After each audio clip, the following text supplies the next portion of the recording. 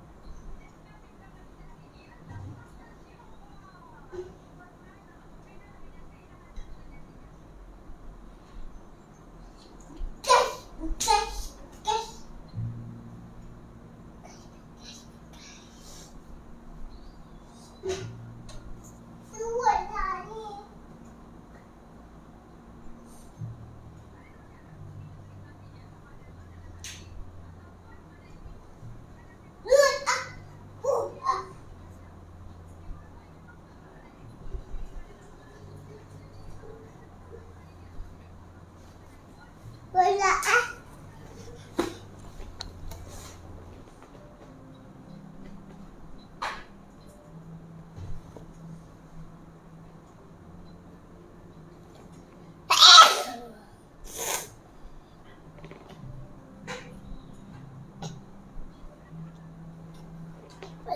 nih.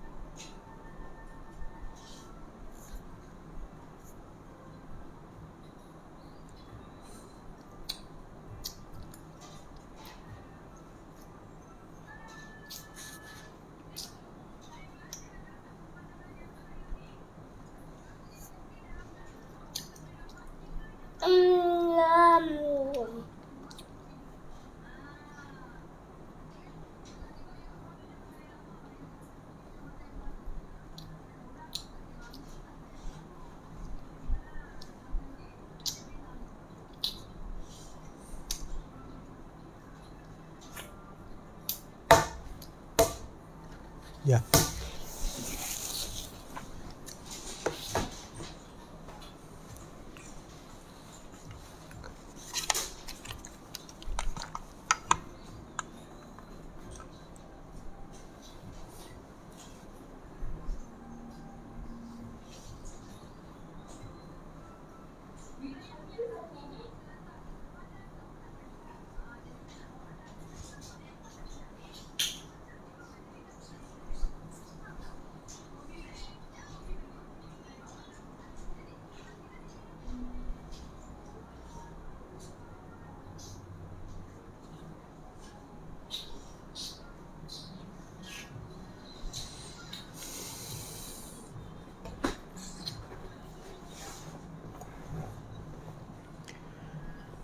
Assalamualaikum warahmatullahi wabarakatuh.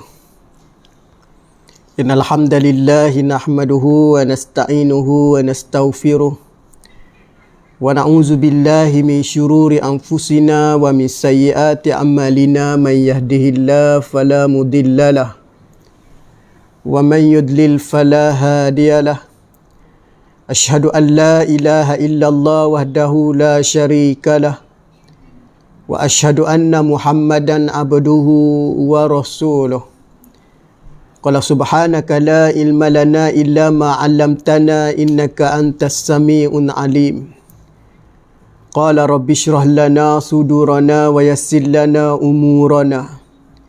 Allahumma rabbana iftah bainana wa baina qaumina bil haqqi wa anta khairul fatihin. Allahumma arina haqqa haqqan warzuqna ittiba'ah wa arinal batilan batilan warzuqna jatinabah. Allahumma salli ala sayidina Muhammadinil fatihi lima ughliq wal khatimi lima sabaqa nasiril haqqi bil haqqi wal hadi ila siratikal mustaqim wa ala alihi haqqa qadrihi wa miqdarihil azim. Amma ba'd. Alhamdulillah summa alhamdulillah, segala puji dan syukur kita panjatkan kehadrat Allah Subhanahu wa taala pada pagi ini dengan izin dan inayahnya. Kita masih diberi kesempatan, peluang dan ruang oleh Allah Subhanahu wa taala. Mudah-mudahan kita manfaatkan sebaik mungkin bagi memastikan supaya kehidupan kita di dalam keadaan benar-benar mendapat redha Allah. Mudah-mudahan juga kita diberi oleh Allah Subhanahu wa taala kejayaan dan kemenangan. Sebaik-baik kemenangan ialah kemenangan yang datang daripada Allah Subhanahu wa taala. Sebaik-baik kejayaan ialah kejayaan yang diberi oleh Allah Subhanahu wa taala. Maka bagi memastikan supaya kehidupan kita di dalam keadaan mendapat keredaan dan mendapat keampunan Allah, maka pastikan kita melakukan perkara-perkara yang disebut sebagai ketaatan, supaya mudah-mudahan kehidupan kita senantiasa di dalam keadaan yang benar-benar dan keadaan yang begitu terbaik di sisi Allah Subhanahu wa taala, insya-Allah. Alhamdulillah, terima kasih kepada sahabat Akhi Zakir di atas share link pada pagi ini. Tersambung perbincangan yang kita ada sebut pada pada minggu yang lepas mengenai bagaimana dalam panduan solat berjamaah. Yang lepas tak ada menyebut di antaranya kehadiran wanita ke masjid. Yakni yang disebut kehadiran wanita ke masjid ini pada asalnya, kalau kita melihat wanita ini ataupun perempuan ini lebih molek dan lebih bagi mereka afdal melakukan ibadah di rumah. Kenapa di rumah? Kerana nak pastikan supaya ataupun takut-takut bimbang terkena fitnah. Faham maksud dia? Maknanya afdal di rumah ini bermakna takut-takut bimbang terkena fitnah. Ini sebenarnya yang dikatakan wanita ini lebih baik dia melakukan ibadah di rumah takut-takut kena fitnah. Jika sekiranya tidak mendatangkan fitnah dengan sebab dia datang dengan suami ataupun dengan ahli keluarga, itu maka diharuskan, dibolehkan. Sekira-kira ada peneman yang datang ataupun yang bawa dia ke masjid ataupun ke surau, itu pun dia mesti menjaga di antara yang disebut perkara-perkara yang boleh mendatangkan fitnah. Dia kena jaga. Mana dia tak boleh nak datang dengan cara yang bebas, tak boleh juga dia sesuka hati dia nak, orang panggil apa dia, nak buat benda-benda yang mana apa dia ikut suka dia, tak boleh. Melainkan dia kena jaga dia punya adab ataupun segala pantang-pantang yang menyebabkan boleh mengundang fitnah. Bahkan kalau kita tengok, ada setengah di kalangan para ulama menyebut makruh bagi mereka yang mana ada ataupun yang disebut rupawan, yang cantik datang ke rupa masjid ini, dengan erti kata dia bawa dengan gambar ataupun dengan rupa yang cantik yang dapat dilihat oleh orang lain. Nampak? Tapi kalau dia tutup dan dia menjaga segala aurat tadi ataupun muka dia supaya orang tak nampak tengok, itu sudah menjadi ataupun menjadi harus boleh, tidak ada masalah. Kerana pernah berlaku di zaman Rasulullah sallallahu alaihi wasallam. Kenapa larangan ini dibimbangi oleh Nabi sallallahu alaihi wasallam? Takut-takut timbul fitnah. Kerana pernah ditakuti oleh Nabi timbul fitnah ini kerana pernah berlaku di zaman Rasulullah sallallahu alaihi wasallam, seperti mana satu riwayat hadis daripada Sayyidatina Aisyah radhiyallahu anha. Apa kata Nabi sallallahu alaihi wasallam? An Aisyah radhiyallahu anha annaha qalat, "Law anna Rasulullah sallallahu alaihi wasallam ra'a ma ahdasan nisa'u lamana'ahunnal masjida kama muni'at nisa'u bani Israel." Rawahul Bukhari dan Muslim. Artinya diriwayat daripada Sayyidatina Aisyah radhiyallahu anha, beliau berkata, kalaulah baginda Rasulullah sallallahu alaihi wasallam melihat apa yang dilakukan oleh wanita-wanita kini, yakni dikhusus pada kita lah hari ni, nescaya baginda melarang mereka ke masjid seperti mana pernah dilarang wanita-wanita Bani Israel.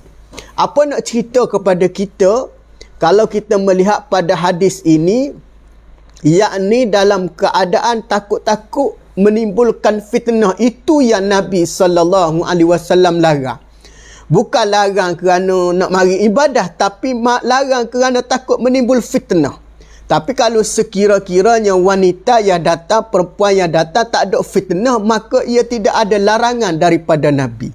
Bahkan menjadi satu, orang panggil apa dia, amalan yang baik datang ke surau dan masjid jika mana ia tidak menimbulkan dalam keadaan ataupun yang kita sebut sebagai fitnah.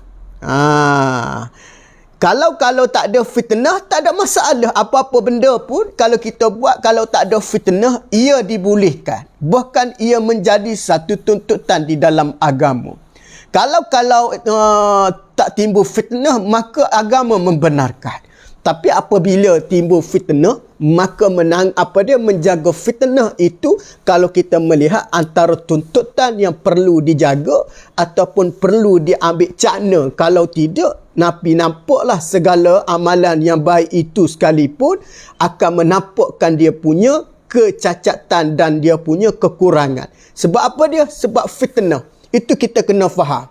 Apabila berkait dengan fitnah ini, maka kita tengok Islam mengambil serius. Tu bagaimana kalau kita melihat perbuatan membawa kepada fitnah ini, dia adalah perbuatan yang mana dicegah ataupun yang ditegah di dalam agama. Terkadang di kalangan kita walaupun kelompok yang kecil, kadang kita ambil mudah. Sehingga kan kita tak memikirkan benda ini adalah benda yang mengundang fitnah ataupun tidak. Sehingga kan kalau kita melihat membawa fitnah ini ataupun buat fitnah ini, di antara kalau kita melihat akibat dia di sisi Allah adalah dosa besar. Bagaimana kalau kita melihat Nabi sallallahu alaihi wasallam, apa dia yang sebut di dalam satu hadis al-fitnah. Apa kata Nabi? Al-fitnatu asyaddu minal qatl. Fitnah ini adalah lebih berat berbanding daripada dosa membunuh. Apa makna dia? Makna nak ceritanya betapa Nabi larang dengan perbuatan fitnah. Nampak? Kalaulah maknanya Nabi larang, itu sudah pasti dia adalah benda ataupun perkara yang perlu kita ambil serius. Jangan kita ambil mudah. Ini di antara perkara yang perlu difahami ataupun perlu kita kepada penghayatan bagi memastikan supaya tidak menimbulkan fitnah di khalayak ataupun daripada amalan yang kita buat. Adapun wanita-wanita yang lain daripada ataupun yang disebut tidak mengundang fitnah, Maknanya tidak mengundang fitnah ini adalah diharuskan mereka hadir. Kena faham, diharuskan mereka hadir, dibolehkan mereka hadir kalaulah tidak menimbulkan fitnah. Dengan syarat hendaklah mereka menjauhkan daripada perlakuan yang boleh menimbulkan fitnah. Seperti mana dengan erti kata bersolek. Wanita yang bersolek ini di antara boleh mengundang fitnah. Maka jangan pakai solek-solekan. Maknanya jangan kita pakai pakaian ataupun muka-muka ini disolek dengan solekan-solekan dan sebagainya. Kalau kita kata jangan duduk warna-warni, jangan. Kerana kalau kita melihat wanita ini adalah perhiasan untuk pertama bagi suami. Wanita ini perhiasan dia adalah untuk suami, untuk suami. Tu kalau kadang wanita perempuan-perempuan ini adalah sebaik-baik perhiasan untuk lelaki. Tu kalau kita tengok wanita ini dia menjadi orang panggil apa dia? Antara hiasan bagi lelaki dan ia juga di antara yang disebut kesempurnaan bagi seorang lelaki itu bila mana berkahwin dengan wanita. Tu kalau kita melihat Islam, dia tidak izinkan orang lelaki berkahwin sama lelaki. Dia mesti berkahwin dengan wanita. Dia kata wanita ini perhiasan. Bagaimana yang boleh mengundang fitnah ini para hadirin, para penonton sekalian? Tidak hadirin hadirat sekalian. Yang boleh menimbulkan fitnah seperti mana bersolek. Bersolek ini dengan erti kata solekan-solekan yang dipakai oleh wanita-wanita, isteri-isteri kita. Itu di antara boleh mengundang fitnah.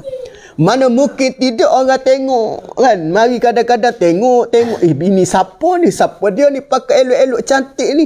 Kadang-kadang dia mengganggu gugatkan orang lelaki, orang-orang yang datang ke masjid tadi. Tu kita kena faham. Kerana asas utama yang melibatkan kaum lelaki pada permulaannya menjadi tuntutan datang solat berjemaah di masjid. Dia apabila tidak ada masalah, maka Islam membenarkan, mengharuskan kaum wanita itu mesti menjaga dia punya segala larangan-larangan yang berkait boleh mengundang fitnah. Begitu juga berwangi-wangian. Perempuan dilarang berwangi-wangian boleh mengundangkan fitnah. Orang lelaki sunat pakai wangi-wangian. Ia beza. Lelaki bersunat ataupun sunat memakai wangi-wangian. Wanita tak boleh kerana dibimbangi ataupun ditakuti boleh mengundang fitnah, maka wanita tidak digalakkan ataupun disarang untuk memakai wangi-wangian. Kena faham Jangan memakai wangi-wangian. Maknanya sekira-kira kedatangan dia tidak menyangka oleh para jemaah lelaki, wanita yang datang ini dengan erti kata membawa ataupun memakai pakaian ataupun wangi-wangian yang mana kadang-kadang boleh mengganggu kaum lelaki. Sebab dia punya perfume wanita ni dia berbeza dengan lelaki. Tu kalau kita melihat isteri memakai wangi-wangian di hadapan suami adalah satu amalan ataupun tuntutan yang diajar oleh Nabi sallallahu alaihi wasallam. Akan tetapi bukan sekadar di masjid. Perempuan keluar di surau sekali keluar daripada rumah memakai wangi-wangian itu yang menyebabkan orang lain ataupun boleh mengundang fitnah di khalayak ramai di luar sana, itu pun tidak dibenarkan oleh agama. Bukan sekadar di masjid. Bahkan di luar sana pun kalaulah wanita memakai wangi-wangian sekalipun boleh mengundang fitnah, itu pun dilarang. Sama juga dengan pakaian yang dipakai. Itu kita kena perhatikan betul-betul pakaian yang kita pakai kaum wanita pun ini perlu diambil kira juga. Dengan erti kata pastikan pakaian kita ini tidak membawa ataupun tidak mengundang fitnah. Itu kita kena hati-hati. Bukan sekadar kita di masjid sahaja kita jaga, di luar sana pun kita kena jaga. Cuma di masjid ni dia lebih secara detail lah, dia secara lebih dalam lagi lah. Supaya nak memastikan penghormatan, kemurnian masjid dan surau ini dijaga dengan baik. Supaya tak nak menimbulkan fitnah. Boleh makna dilarang memakai wangi-wangian. Begitu juga serta disyaratkan juga bagi perempuan, orang wanita yang nak datang ke masjid, nak datang ke surau, nak datang berjemaah, mesti dia mendapat keizinan daripada para suami. Dia kena minta izin dengan suami. Ustaz ambil contoh.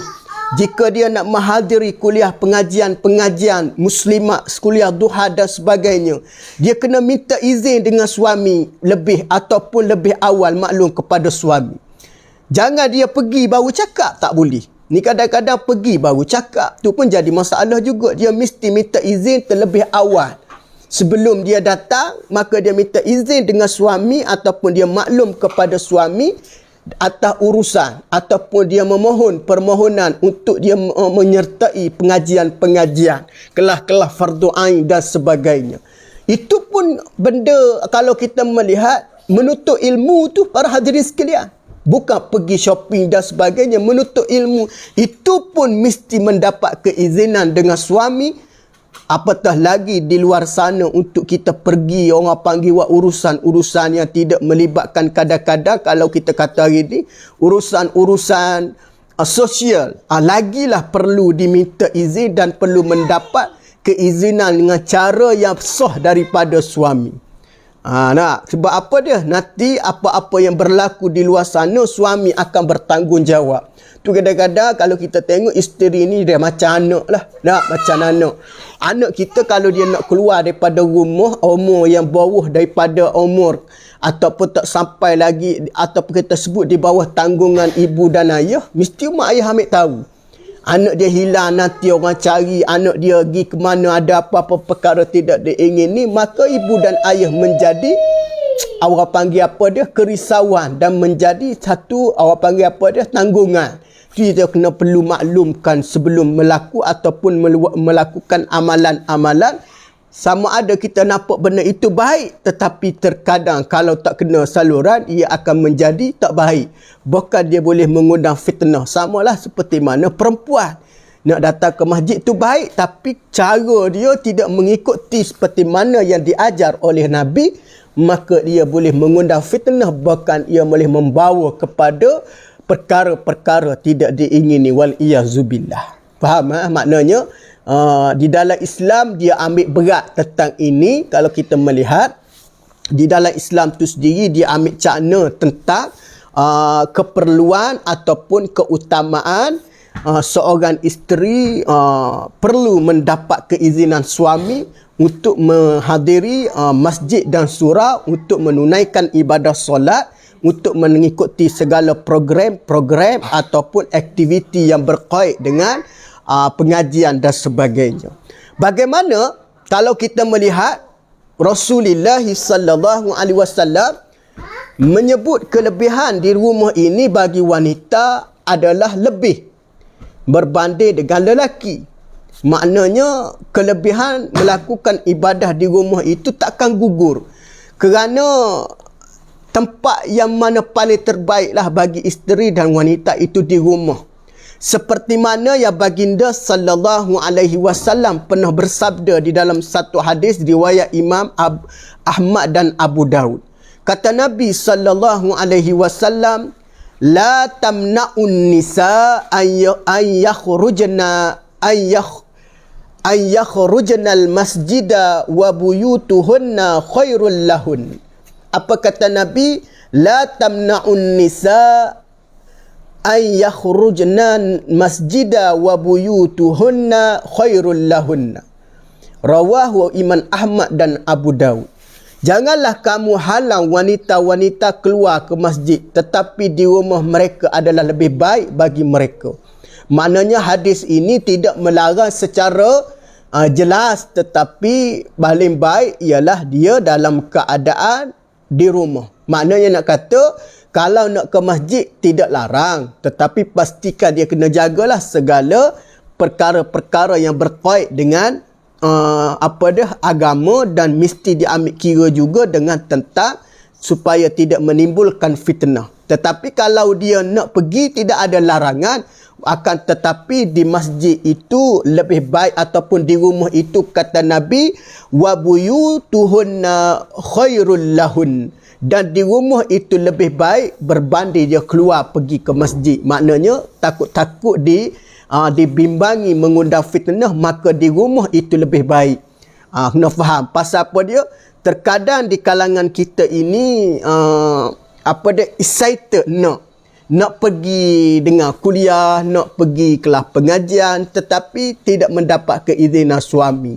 Suami kita kadang-kadang mampu mengajar. Maka kita kena hormatlah, kena minta izin elok-elok lah.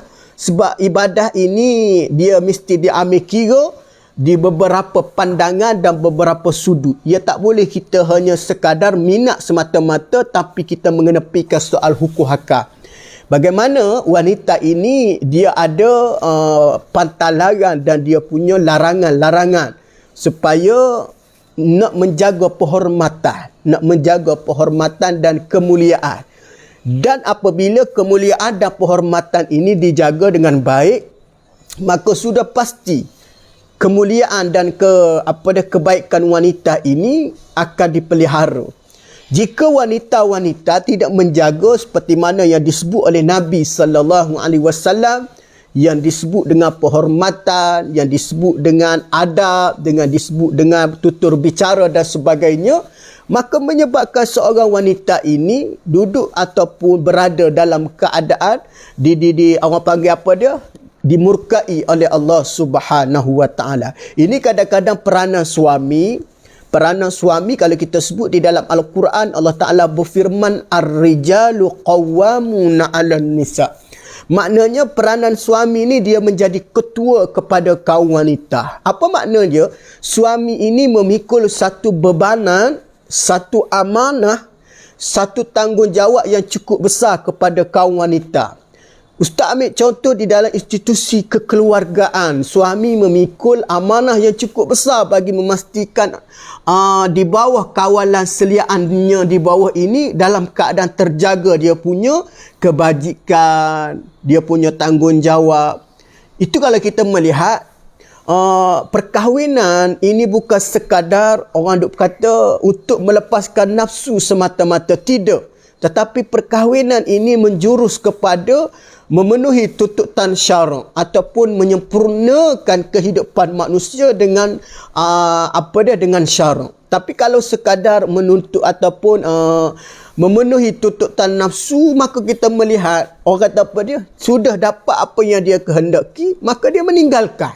Itu kalau kita bimbang dan kita khawatir pada hari ini kefahaman seseorang itu tentang kewajipan ini, terutamanya dalam tanggungjawab sebagai seorang ketua, yakni suami kepada ahli keluarga. Kalau dia tidak memahami dengan cara yang sah, dengan cara yang betul, maka menyebabkan matlamat ataupun orang panggil apa dia, keutamaan tujuan kita di atas muka bumi ini tidak mencapai kedudukan yang sebenar di sisi Allah Subhanahu wa taala. Itu jelas maknanya isteri ini perlu mendapat perlindungan, keizinan dan segala-galalah mesti daripada pihak suami. Bahkan kalau kita melihat betapa Islam mengambil kira dalam soal, kalau kita melihat nak solat berjemaah ni pahala dia besar kan. Terutamanya kalau kita tengok dalam satu hadis Nabi menyebut ganjaran sab'in wa ishrina darajah, 27 darajah.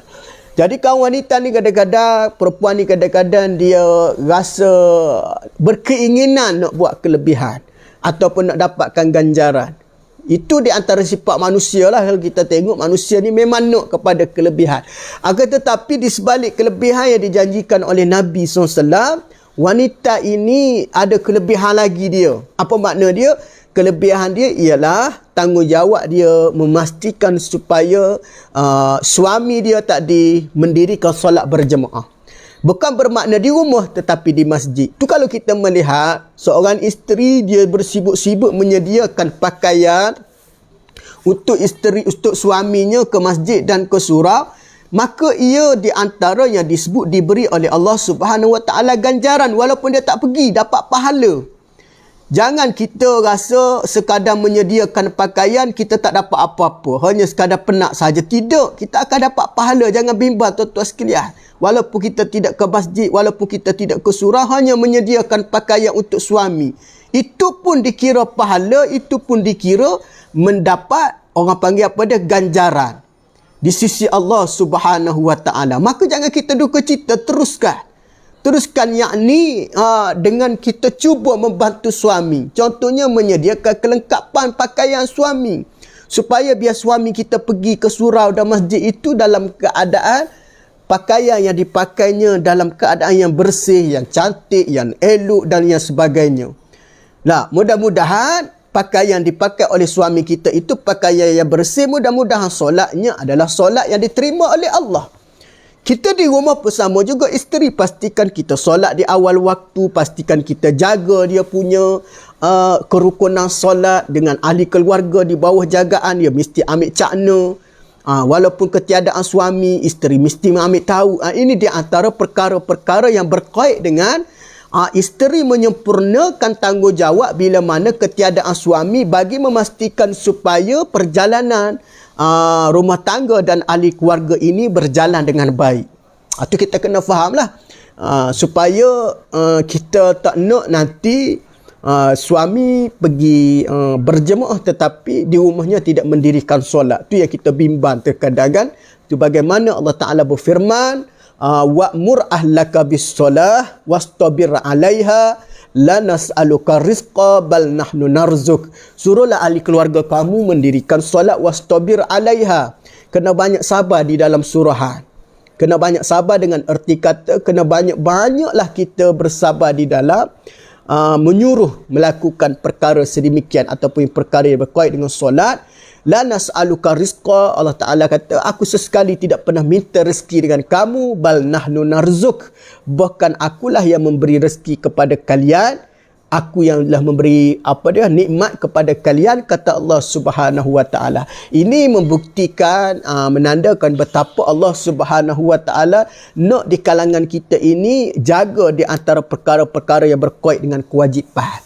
Nah, yang mana berkait dengan kewajipan terutamanya tentang ibadat solat yang telah ditetapkan oleh Allah Subhanahu wa Ta'ala. Maka justru sebagai seorang mukmin, sebelum Ustaz mengakhiri, hampir dah setengah jam dah kita bertazkirah pada pagi ni, Ustaz rasa sudah memadai untuk pagi ni. InsyaAllah mudah-mudahan tuan-tuan sekalian pastikan setiap tindak tanduk kita, amalan kita yang kita buat ini dapat redha Allah Subhanahu wa Ta'ala. Kita buat bukan sekadar untuk menyempurnakan kehidupan kita semata-mata, akan tetapi kita nak juga supaya amalan perbuatan kita buat ini adalah mendapat redha Allah Subhanahu wa Ta'ala. Apabila kita dapat redha Allah, maka perbuatan kita ini akan diberi ganjaran oleh Allah Subhanahu wa Ta'ala. Mudah-mudahan dengan ganjaran yang kita perolehi, maka kehidupan kita jadi baik, kehidupan kita jadi sempurna, bahkan kita menjadi hamba yang benar-benar patuh dan benar-benar taat kepada Allah Subhanahu wa Ta'ala, insya-Allah. Baik, sebelum Ustaz buat penutup, sebarang soalan boleh type di ruangan komen. Jika yang ada mau bertanya boleh type di ruangan komen, insya-Allah kita akan cuba bincang dan jawablah persoalan yang ditanya. Mudah-mudahan dia akan memberi manfaat kepada kita pada pagi ini, insya-Allah. Yang berhajat kepada pertanyaan boleh type di ruangan komen. Mudah-mudahan kita semua dapat menambahkan lagi ilmu. InsyaAllah mudah-mudahan amalan yang kita buat ini amalan yang diterima oleh Allah Subhanahu wa Ta'ala, insya-Allah. Boleh tanya, insya-Allah. Boleh type di ruangan komen, insya-Allah.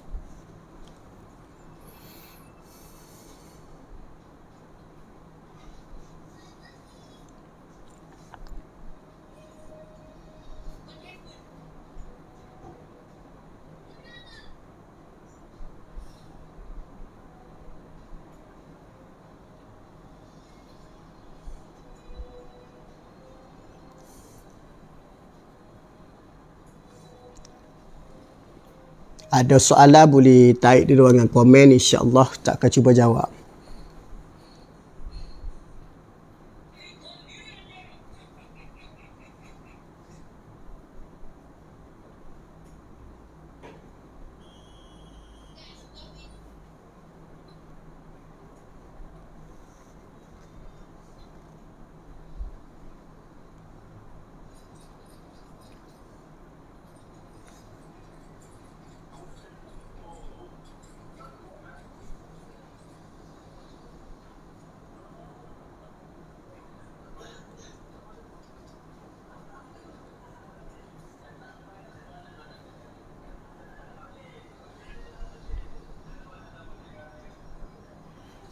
Baik, satu soalan. Ustaz, bagaimana batas ruang masuk masjid bagi wanita haid? Baik. Wanita haid ni ada larangan-larangan yang memasuki ke kawasan masjid. Di antaranya kalau melihat kemasukan ia dengan keadaan kadang-kadang singgah nak solat tapi isteri tapi nak berehat sekejap sementara kita solat. Baik. Di antara setengah riwayat menyebut di kawasan dewan ataupun kawasan yang dikatakan kategori tempat solat dewan utama lah. Jadi dewan utama tempat didirikan solat secara khusus, contohnya 5 waktu solat di dewan utama, maka di dalam dewan utama itu di antara yang dilarang. Tapi ada setengah riwayat mengatakan di kawasan mana-mana masjid itu dilarang. Tapi kalau kita tengok hari ni, ada satu tempat masjid disediakan tempat ruangan di luar sana ataupun di kawasan kita panggil apa dia, koridor dan sebagainya. Tapi kalau kita bimbang takut-takut di segi keselamatan dia dalam kereta dan sebagainya, kita takut juga duduk dalam kereta seorang-seorang dan sebagainya. Maka kita boleh duduk di kawasan yang mana yang dikatakan kawasan berdekatan dengan masjid ataupun kita kata di beranda-beranda masjid, tempat rehat tu. Dekat masjid tu dia buat tempat menunggu di ruangan ataupun bersebelahan di bawah kaki lima dan sebagainya lah. Tapi kalau nak duduk menetap di dalam ruangan dewan tu, itu dilarang. Kecuali dengan atas urusan tertentu, contohnya nak mencari suami hilang contoh. Masuk sekejap dengan ada tujuan, bukan semata-mata bersia-sia dan sebagainya. Itu dibenarlah. Contohnya anak berlari daripada bawah naik atas, anak berlari tolong ambil, tu dibenarlah. Tapi kalau semata dia nak duduk, nak stay, nak rehat tu, memang dilarang oleh agama dan tidak dibenarkan. Baik, Assalamualaikum Ustaz. Itu akhir-akhir maknanya larangan-larangan antaranya adalah larangan yang paling tegas di dalam dewan utama solat lah, yang berkait dengan tempat orang iktikaf dan sebagainya. Assalamualaikum Ustaz, kalau ada yang tanya kita manusia ada pilihan untuk buat baik ataupun buruk, tapi Allah telah tetapkan semua yang lahir daripada qada, sebenarnya manusia ada pilihan. Jap, nak tengok dalam komen ni jap.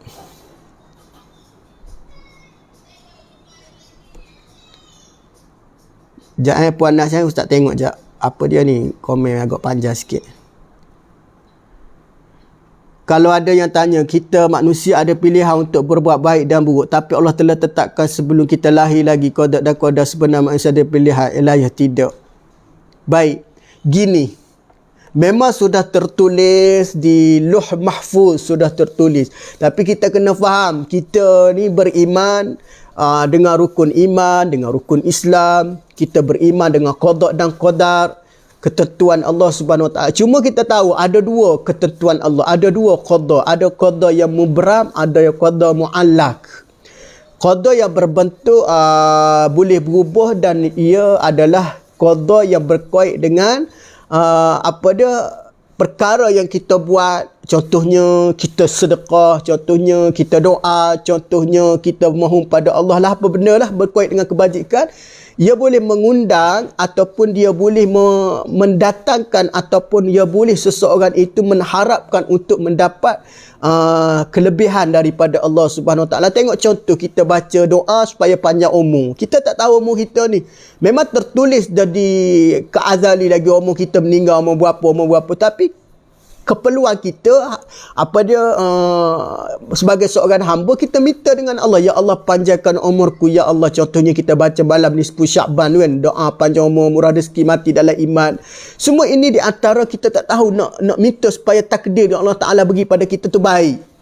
Tapi kalaulah sekiranya diberi takdir itu tidak baik, contohnya kita tak nak tapi diberi juga, itu ketentuan Allah Subhanahu Wa Taala. Cuma berkait dengan perkara yang mana ketentuan takdir ini mesti diletakkan 100% kepada Allah Subhanahu Wa Taala. Bagi seorang hamba, kita memastikan jangan berputus asa. La tayasu min rahmatillah.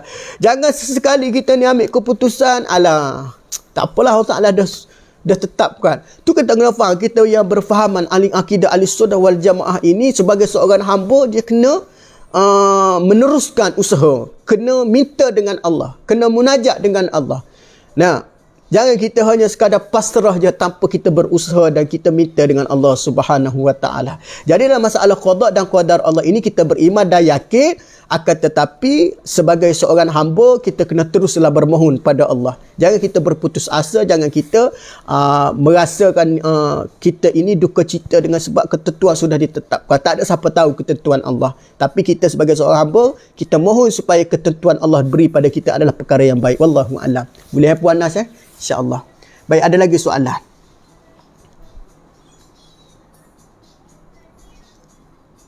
Ada soalan boleh tanya di ruangan komen.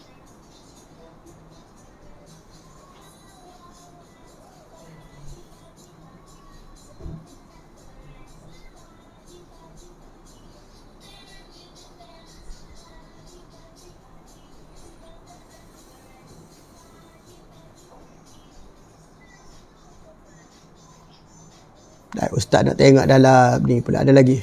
Terima kasih, sama-sama.